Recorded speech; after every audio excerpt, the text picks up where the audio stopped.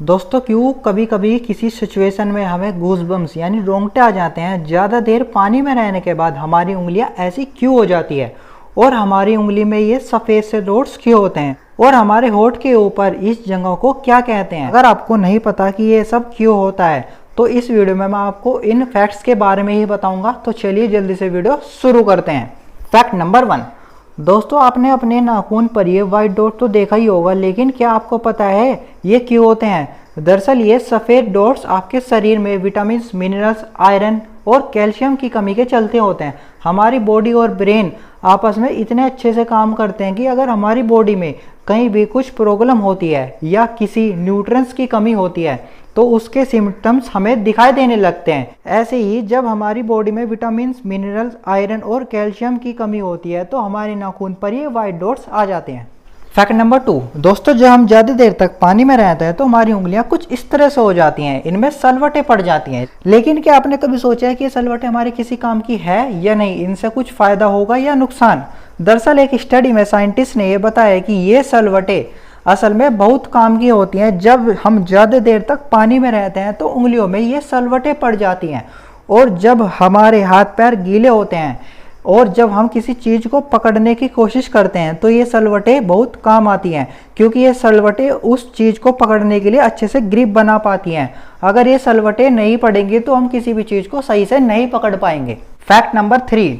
दोस्तों आप अपना चेहरा तो रोज़ देखते ही होंगे, लेकिन क्या आपने कभी इस हिस्से पर ध्यान दिया है कि इस हिस्से को क्या कहते हैं और क्या ये हमारे किसी काम का है? दोस्तों नाक और होठ के बीच मौजूद इस हिस्से को फिल्ट्रम कहते हैं, लेकिन इसका हमारे शरीर के लिए कोई काम नहीं है।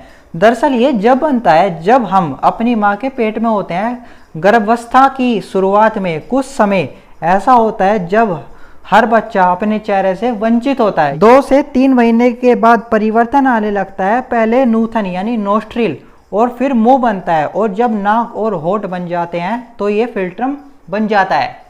Fact number 4। दोस्तों आपने कभी सोचा है कि किसी किसी सिचुएशन में हमारे रोंगटे क्यों खड़े हो जाते हैं?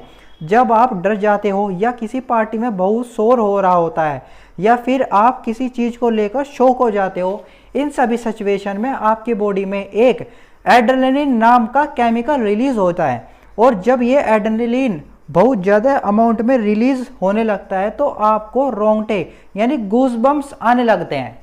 Fact number 5।